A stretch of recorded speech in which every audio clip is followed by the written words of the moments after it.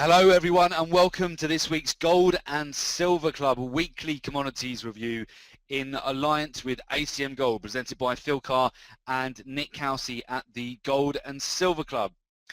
Today we'll be reviewing the latest developments in the commodities markets. We'll be analysing the week's performance. The live session will cover an end of week summary for the metals, the energies and agriculture. We'll be looking at gold, silver, oil, natural gas and coffee amongst other commodities. We'll be looking at our three top trades of the week. We'll cover live market commentary and technical analysis, and we'll also look at the week ahead, so key events looking forward. And of course we'll be answering any questions you may have too. So the gold price this week, we've seen another very lucrative move in gold. There's been plenty of opportunities to in fact get onto the short position. We'll show you very shortly the technicals on this. We've also seen some big breakouts on palladium this week as well. So the real big news announcements have been gold price hitting 4-month lows whilst palladium rallies to 2014 highs. Gold prices ended the U.S. trading session at a 4-month low on Thursday as worries about political friction in Eastern Europe subsided amid signs that the U.S. economy continues to recover from a winter slowdown. So gold has hovered around $1,300 an ounce for much of the past month as the simmering conflict between Russia and Ukraine stoked appetite for the safe haven asset. In the wake of the weekend presidential election in Ukraine, as hopes that the new leadership could help resolve the current conflict, which has eased demand for gold. So a feature in the marketplace recently has been the falling U.S. Treasury bond yield. So bond yields have fallen to the lowest level in almost a year. This indicates the gold market could potentially reach a bottom very soon. So elsewhere, palladium has been the best performing precious metals this year, the persisting strike in the world's second largest producer of palladium, South Africa, since January 23rd has continued to push prices higher, sending the precious metals to multi-year highs. So moving into next week, traders are shifting their focus towards the US non-farm payroll reports, which is scheduled for release on Friday the 6th of June at 2:30 p.m. Central Africa time, 8:30 a.m. Eastern time. So we'll take a look at the 6 major news announcements affecting the markets next week very shortly too. Before we do so, I'm Phil Carr, professional trader, trainer and speaker. I am the co-founder and director of the Gold and Silver Club. I specialize in teaching people how to make money from trading the most lucrative financial markets in the world. So gold, silver, oil, natural gas, the commodity currencies. I've trained thousands of individuals to become independent traders and successfully manage their own investment portfolio.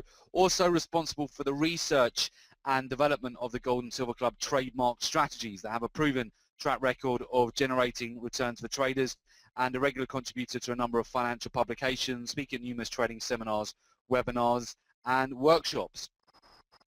Joining me in running the Gold and Silver Club is Nick Housey, professional trader, investment analyst and speaker. Nick began his career within private wealth management in 2002 before making the transition into proprietary trading. And prior to co-founding the Gold and Silver Club, spent over 5 years coaching professional fund managers and traders internationally for some of the world's top-tier hedge funds and investment banks. And through his first-hand relationship with some of the world's most successful traders, discovered the formula, mindset and tools that can give any individual the definitive edge to trade in any economy. Also regularly writes for a number of global business and financial publications. We've appeared frequently on financial television. So that is some background on the Gold and Silver Club. We'll take a look at gold price right now. Very interesting. We're hovering right around $1,251 an ounce. So we're pretty much finishing on the monthly lows here as we close into the week. And also we're finishing up the last trading day in May as well. So let's have a look at the top trades of the week before we go and have a look at the technicals as they're shaping up as we come into the close on Friday. The top trades of the week using the Gold and Silver Club signature trading strategies are as follows. First of all, we had a really nice opportunity to buy into natural gas midweek. We saw a breakout from a consolidation. Really nice trade on this, 210 points profit. The risk on the trade was 60 points, so $600 risk for each lot traded, and the reward on that was 210 points, so $100 profit for each lot traded. So for a nice 3-to-1 this week on natural gas. We also had a really nice opportunity to sell short gold earlier this week. So there's that pennant we discussed on last week's call. We were seeing the price just coiling up, building up pressure, and we finally got a breakout to the downside. You can see what a move that was, incredible move, and we caught a really nice chunk of that. Risk on the trade was 65 points, so $650 risk for each lot traded, for a profit of 190 points, so $1,900 profit for a nice 3-to-1 on that gold trade short. And we also had a really nice trade on coffee this week as well. That was just another sell short within the overall downward trend that we've been having on coffee. So that was a 95-point profit on that. The risk on the trade, 40 points risk, so $400 risk for each lot traded, for a reward and profit of 95 points. So $950 profit for each lot for a 2-to-1. So those are the three top trades this week, one on gold, one on the softs, and also one on the energies. So with that, we'll take a look at the technical charts. We'll look at some live market technical analysis for you. I'll just bring up those charts. Okay, so the first market we are going to start off with is gold. So here we can see the lovely pennant formation that we had discussed last week, where the price had just been coiling up. We got this breakdown in price from 12.87 here.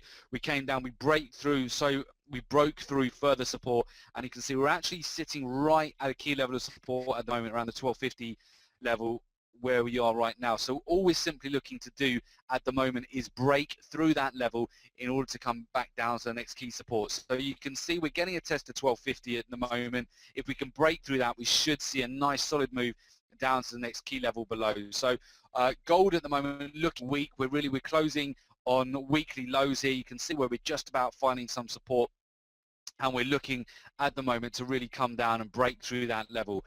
This will be a point, a bit of an event error. We may get a reversal at this 1250 level, but if we can break below that, we should get a decent move, at least about a $10 move lower here. So we'll be keeping a close eye on gold today as we go into the close. Silver also looking weak. Silver broke down from that trend line, from that pennant formation as well. Had a really nice move lower.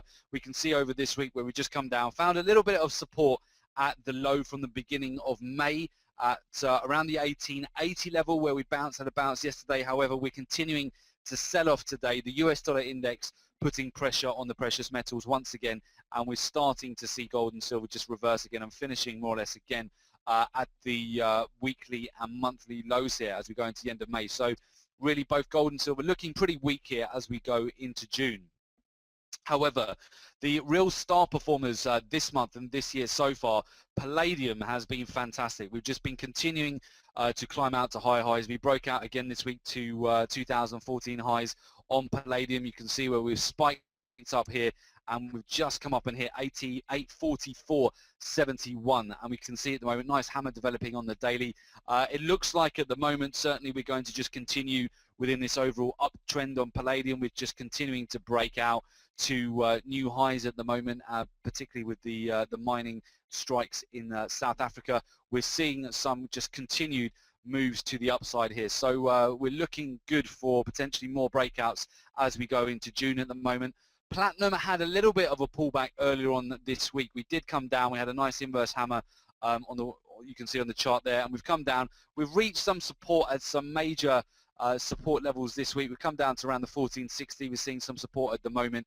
We might be getting just a temporary pullback here before we resume the upward trend on platinum. We're certainly seeing some good momentum on both platinum and palladium. Another market which has had an outstanding 2014 is cocoa. In fact, if we go out, we'll really zoom out here. We are actually currently trading on cocoa at, well, certainly 2014 highs, and we're at roughly about 3-year highs here on the cocoa market. So we're continuing to break out to the upside. Cocoa's just been a great market for 2014. We've continued.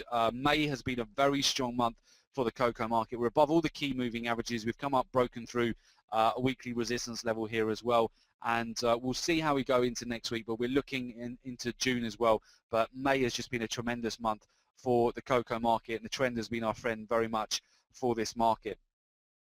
We'll take a look at some of the markets where we've seen a bit of a pullback over the month of May, which has been pretty profitable to take advantage of the overall downtrend. Those include wheat. So wheat, it's just been, you can see how well we're just staying within just below some key moving averages here as we've continued to sell off with wheat. It's been great just to take advantage of this overall downward trend. Just every time we've broken support, there's been an opportunity to sell. We've also had similar moves in corn. Corn has just provided us with a lot of sell short opportunities over the month of May. We're continuing to look a bit weak here. We really need to break out of this downward trending channel in order to see corn and wheat turn around here. So very interested to see how those are going to start to form into June. But at the moment, we continue to look at sell shorts. And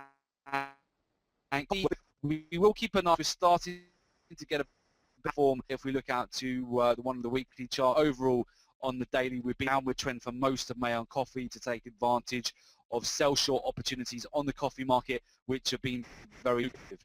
And we'll also just take a look at the energies now as well. So both Brent actually breaking some support today. We may start to get a little bit of a further pullback as we go into June next week. We've just broken through the weekly lows at the moment, broke through a support level at 109.50. You can see we're just coming down to Fibonacci level at the moment, 109.32. So we're really looking to take advantage of a potential pullback here, especially if we can break through 109.32. We're looking to take this really back down to 109 and 108.76. So we'll be keeping an eye on that for the Brent market. And WTI, if we get a solid breakdown in Brent, we'll be looking to follow that through on WTI. We just need to take out the weekly lows here at 102.63 in order to get a larger move to the downside. So we'll certainly be looking out for that in Brent and WTI, looking for just a close and a break below some support levels in order to trigger some sell shorts.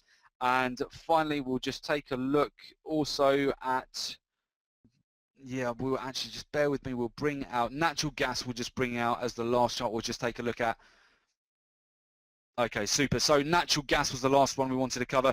Okay, what we want to note on natural gas, what we've certainly seen over the last week or so, is that we did get a big pullback yesterday on natural gas storage inventories. We had a very nice consolidation, got a very quick pullback actually to a weekly level of support here. So you can just about see it on the chart here. We've got a dotted line here representing a level of support. So we are in the futures contract at the moment. So the data, you can't quite go back to the historical data here at the moment, but you will get the picture here if I put it on the 4 hour especially. So this is yesterday, right? This is the storage inventories from yesterday. We had a nice consolidation. We broke lower, came down to a major area of support on the storage inventories before very quickly reversing, and overall we've come back down to a key level of support, just bouncing off some moving averages at the moment. If we look on the historical chart for natural gas, we're actually looking to break out of some key levels of resistance as we go into June. You'll see there's been a lot of consolidation at a very key level of resistance as we go into June, particularly on the monthly chart. So take a look at that. We're looking to get some breakouts as we go into June here. Nice pullback that we got after the natural gas inventories yesterday. But if we can just get a breakout as we go into the month of June above the really monthly highs from May, we should really start to pick up some momentum to the upside. So to finish off here, just wrap up the technical analysis, we'll just take it out to a bird's eye view and we'll just discuss what we're looking at. So gold at the moment, we're really looking to take out this weekly support around 1250. Silver's looking weak here as we close into the week, and I'd like to see us take out 1876, the weekly low, as we go into next week. Palladium is still looking strong here. Platinum getting a bit of a pullback, but we may well see this maintain the upward trend as we go into June. Wheat, coffee and corn all looking, coffee looking the strongest actually out of those markets. We might be due a reversal as we go into June, but wheat and corn still looking weak here. We're seeing a bit of a sell-off this afternoon on WTI and Brent crude oil. We'll see if we get major breaks of the weekly lows here, particularly with WTI, but Brent looks it's already broken the weekly lows. We're looking to take out major support at 109.32, and cocoa just having a fantastic run here to the upside, so we'll see if we get a continuation of that as we go into June. So with that, let's have a look at some of the major news announcements as we go into next week are as follows. So those key events are Monday, the 2nd of June at 2:30 p.m. Central Africa time, 8:30 a.m. Eastern time. We have the U.S. ISM Manufacturing PMI. So the Institute of Supply Management, the ISM Non-Manufacturing Purchasing Managers Index, they report on the overall economic condition of the non-manufacturing sector, including new orders and business activity, employment and supplier deliveries, and a higher than expected reading should be taken as bullish for the US dollar, while a lower than expected reading should be taken as bearish for the US dollar. Then Tuesday, the 3rd of June at 3:25 a.m. Central Africa time, 9:45 p.m. Eastern time, we have the Chinese HSBC manufacturing PMI. Now that data provides an overall view of the manufacturing sector and tends to act as a leading indicator for the whole economy. So when the PMI is below 50, it indicates manufacturing is declining, and a value above 50 indicates expansion. So China is a big buyer of gold, silver, copper and oil, and a stronger than expected number should be taken as positive for the metals and energies, while a lower than expected number should be taken as negative, which will inversely affect gold and silver. Wednesday, the 4th of June, we've also got 2:15 p.m. Central Africa time, 8:15 a.m. Eastern time. We have the ADP non-farm employment change. That report measures the monthly change in non-farm private employment. That released 2 days ahead of government data is a very good predictor of the non-farm payroll report as well. So non-farm payroll next Friday is going to be the highest impact news announcement of the week. A higher than expected reading from the ADP non-farm employment change should be taken as bullish for the US dollar, and a lower than expected reading should be taken as bearish for the US dollar. Then as we go into Wednesday, 4th of June next week, 4:30 p.m. Central Africa time, 10:30 a.m. Eastern time, we have the US crude oil inventories. That data reports the number of barrels of crude oil commercial firms have in their inventory. Commercial firms report those inventory levels to the Energy Information Administration on a weekly basis. Certainly a higher than expected reading should be taken as bearish for crude oil, while a lower than expected reading should be taken as bullish, which does tend to definitely impact the oil markets, very tradable every week. Next Thursday, the 5th of June at 4:30 p.m. Central Africa time, 10:30 a.m. Eastern time, we have the US natural gas storage report. So the Energy Information Administration, the EIA natural gas storage report, measures the change in the number of cubic feet of natural gas held in underground storage during the past week. So a higher than expected reading should really be taken as bearish for natural gas, while a lower than expected reading should be taken as bullish. We had a very quick day trade opportunity on that yesterday for a nice 60-point move lower off the inventories, which could have caught within about the first minute or so. And then next Friday, the 6th of June, of course, we had 2:30 p.m. Central Africa time, 8:30 a.m. Eastern time, we have the US non-farm payrolls. So non-farm payroll measures the change in the number of people employed during the previous month, excluding the farming industry. So job creation is the foremost indicator of consumer spending, which accounts for the majority of economic activity. A higher than expected reading should be taken as bullish for the US dollar, while a lower than expected reading should be taken as bearish. So that will definitely inversely affect gold and silver. And we'll do some post analysis for everybody on next week's webinar as well from the non-farm payroll event. And of course, if you would like to learn how to trade commodities with the Gold and Silver Club at our training center or online, you can very simply get in touch with us at our Johannesburg office, telephone +2711 083 8403, office at thegoldensilverclub.com. You can also request more information on the Gold and Silver Club coaching programs at www.jointhegoldensilverclub.com. And also do make sure you take advantage of our newsletter. You'll receive free weekly report on the precious metals, energies and agriculture. You'll get live market analysis and prices. So do make sure you take advantage of that newsletter. And what I'll do, I'll leave those numbers on the screen for you there for you to get in touch.